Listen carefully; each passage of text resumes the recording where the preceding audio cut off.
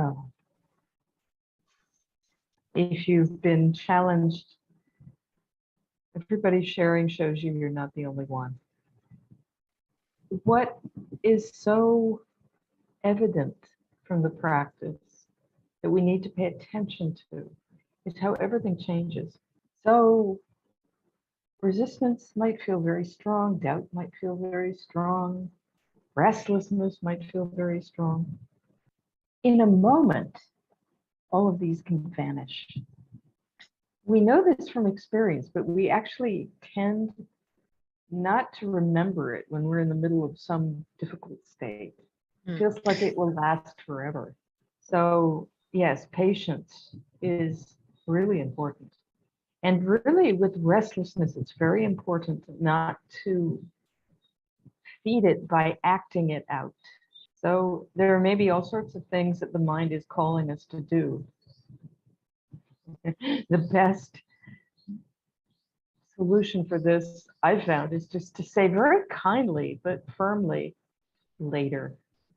If we give in to the restlessness and do what it's asking us to do, that will just feed it. I had a retreat one time, it was a long retreat, where for quite a long time I was plagued by poetry, lines of poetry that would come into my mind. And I'm no poet, but I had the idea that if I would write them down, they would go away. So I was writing these poems down, and the more I did it, the more they came. And it's like this with good ideas. What you just shared, Sophia, is really common. We get these brilliant ideas and we think, oh, I better write it down. I'll forget it otherwise. But if you do that, that opens the door. Because as we open the mind, actually either in Vipassana or any Brahma Vihara practice, and as we get quieter, it opens the door to creativity, to ideas, to solutions. So please know that this can happen. And it's actually a manifestation of a certain kind of restlessness. The advice to just put your body there on the cushion or on the chair or on your walking path, and to just do that patiently, no matter what's coming up. Keep inclining to the Karuna phrase over and over and over and over and over. The mind might go crazy with that, but that's okay. Keep going. But really being careful about attitude, because restlessness is both unpleasant and really frustrating, because we don't want to sit with restlessness. We want to sit and get concentrated. But that desire for concentration is blocked, and it's so frustrating. So understand that greed for quiet, greed for concentration is its own kind of suffering.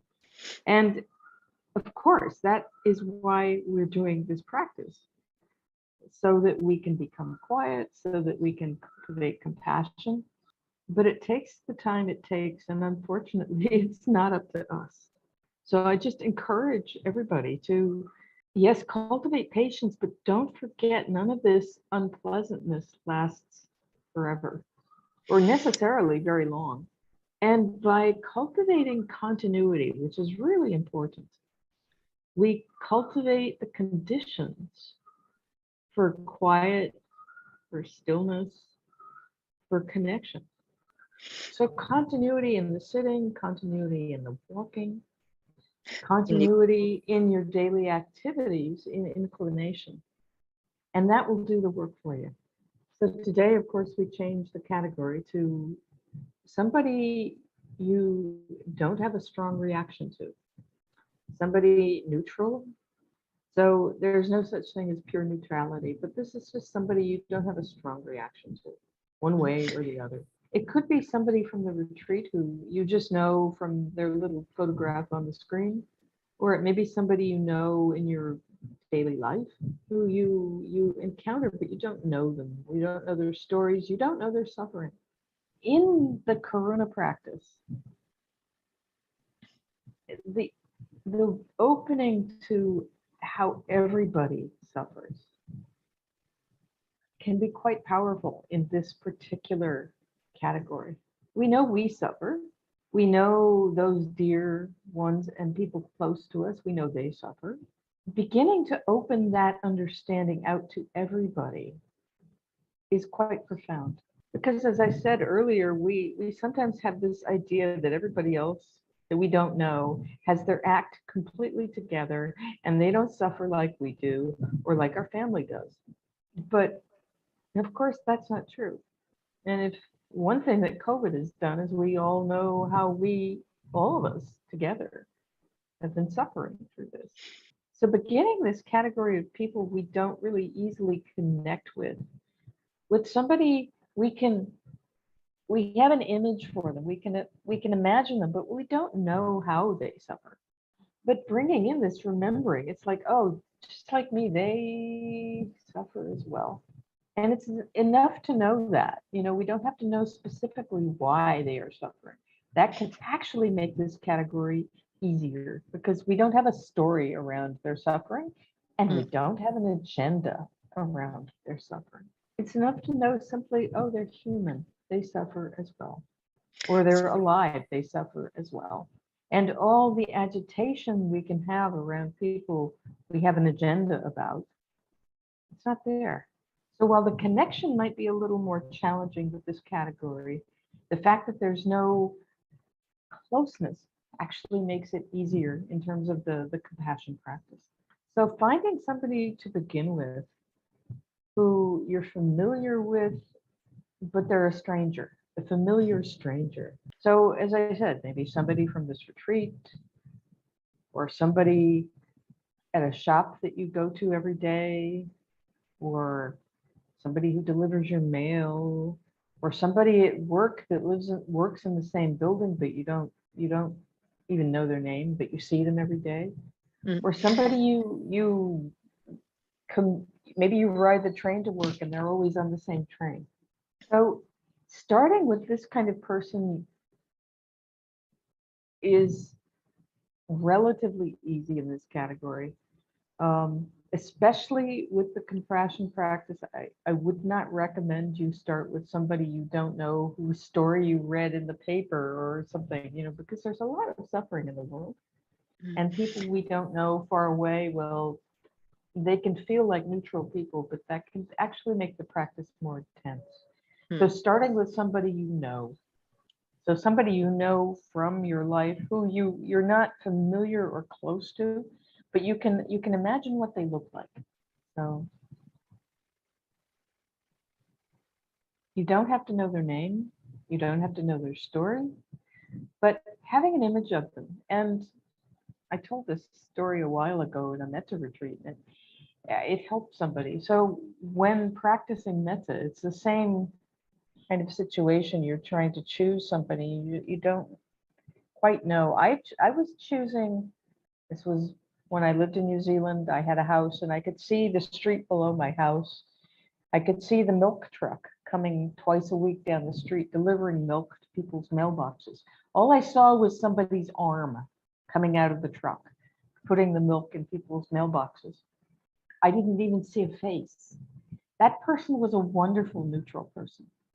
So all I saw was the arm. But I also knew this person 5 days a week, that's what they did all day long to make a living, to support their family, and how, you know, they undoubtedly had challenges in their life. And it was a doorway in for me, just understanding that. So finding somebody, and it doesn't have to be perfect, but just someone who is a stranger, but you can imagine them. You're familiar with them from your own life. Understanding that even though we don't know how they are challenged, they, like we, have to live in this world. They have health problems or not, maybe they're family problems or not. They have to make a living, they have to find a place to live, they have to deal with their car and their insurance and COVID and, life. And so resting back in the wish for them that they be free of challenge and suffering on account of the way things are in life. Using the same phrase you've used before, And just continuing the practice as you've been doing, understanding that you don't know what will happen in the next moment. If it's been challenging in the next moment, it can change. If the phrase has been very mechanical in the next moment, that can change. And if it's been going well, not hanging on to that because that can change too. No matter how it's going, just continuing. So resting back, finding a comfortable posture. We'll sit together for about a half an hour, taking a couple of deep breaths and just really connecting with yourself. You can take a moment to do the compassion practice for yourself at the beginning. Just really connecting, being aware of this well wishing for yourself and staying with that for a couple of minutes. And now turning towards this familiar stranger and reflecting that just as I have challenges and suffering in my life, so do they. And just as I want to be free of suffering, so do they.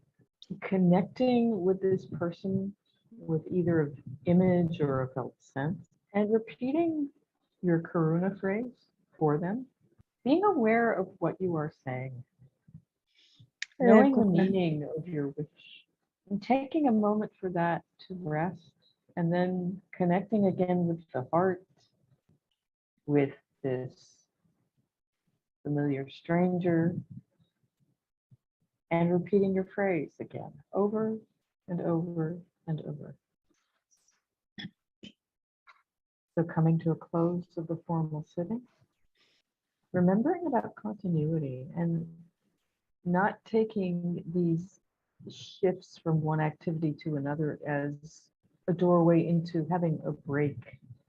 It's when we most easily lose the connection. So really having an intention to continue inclining to compassion, maybe with the phrase, maybe without it, in your general activities, however it works best for you. However you can most easily incline to care. And for the day-to-day in your formal sitting, your formal walking, of course, staying with this same person and just staying steadfast with the practice. And in general activities, a more open, free form metta practice, karuna practice, whichever of those two is easiest for you. I say both either metta or karuna because a lot of you have done a lot of metta practice and the metta may be more habitual. And if that's the case, allowing that to happen and just going with the metta, using that as the foundation for your formal practice. Does anybody have any questions or anything they want some feedback on? At the beginning, as I said, I got a little bit heady, and I had a doubt, and I thought it was trivial, so I would have figured it out by myself. But now it's getting stronger, so I would like to ask a clarification. My doubt is about the meaning of sufferance. Are we referring to suffering in terms of bad life events, or our reaction at bad life events, like in the sense of the second arrow, or even both? Because if I mean it in the first sense, bad life event, the thought that came is how dare I wish something like that, because the Buddha said that life is suffering. So what utility, what useful is? Thank you. First, to clarify, the Buddha said all conditioned phenomena are suffering. But he didn't mean when he said that everything's suffering all the time. What he meant was, if we cling to what is unreliable, we will suffer. So the word dukkha that we use in Pali specifically means the way we suffer on account of our response to what is changing, which is really more the second thing you were talking about. The events of life by themselves can be pleasant, they can be unpleasant. The unpleasant doesn't have to be suffering, and the pleasant can be suffering if we're clinging to it. So fundamentally, yeah, it's more about our reactions that create the suffering itself. That said, when you read about how suffering is described as the basis for the Karuna practice, it's especially about really intense unpleasantness. So, as I said earlier, the first person in the scriptural, the formal scriptural practice is somebody who's undergoing something really intensely unpleasant. So we wish for people to be free from these really difficult, unpleasant experiences. E quindi And the auguriamo alle causes and the causes of those experiences. Understanding again, just as with the metta practice, we can have this well-wishing for them so that they don't suffer, but that doesn't mean suffering will not arise. So really with the practice, it's both. It's, the unpleasant experiences life and how we relate to those, and wishing that people be free of suffering, even though intellectually we know that's impossible. We can wish that for them anyway. Federica, please. I have a question about the how to create a base for the Karuna practice. In the metta practice, usually we use the benefactor as a base, or ourselves, but though, yes, benefactor or ourselves are the base to allow like a safe place to come back, and also allow to make a grounding for the practice. And I was wondering, for the Karuna practice, what is the ground where we can come back in the same way? Just translate myself. It's a really good question. Remembering we start either practice where it's easiest. In the case of the metta practice, we start where we can really recognize the goodness of somebody. That makes it easier to cultivate love and kindness. In the case of the Karuna practice, where it's easiest to connect with somebody's suffering is that first category, the suffering being. Remembering the proximate causes seeing the helplessness of people overwhelmed by suffering. So that is where it's easiest to connect with compassion itself. But unlike the metta practice where we go to the benefactor, this is not a comfortable resting place. So this is why I recommend people go to metta in the general activities in particular, but also if you become overwhelmed or lose the connection with the compassion in the specific formal practice, going to the metta, however it's easiest for you, will start the engine of the well-wishing, at least.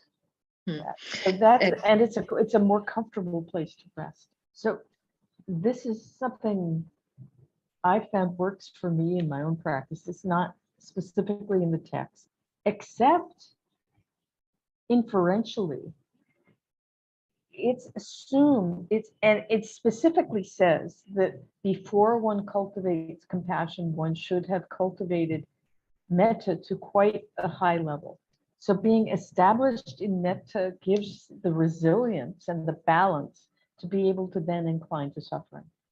We're doing what we're doing here. We're being quite liberal with the instructions. I'm not assuming everybody has practiced a ton of metta. Many of you have, but not everybody. So we're practicing more for the general, not for deep concentration, but for the general inclination to karuna. So in that case, to go back to the metta practice, if you need a more solid grounding, if you're feeling fragile or overwhelmed. So we've gone over time. I'll close just with the Burmese chant because it's quite short. I don't want to not have the chanting at all. I think it's really very valuable.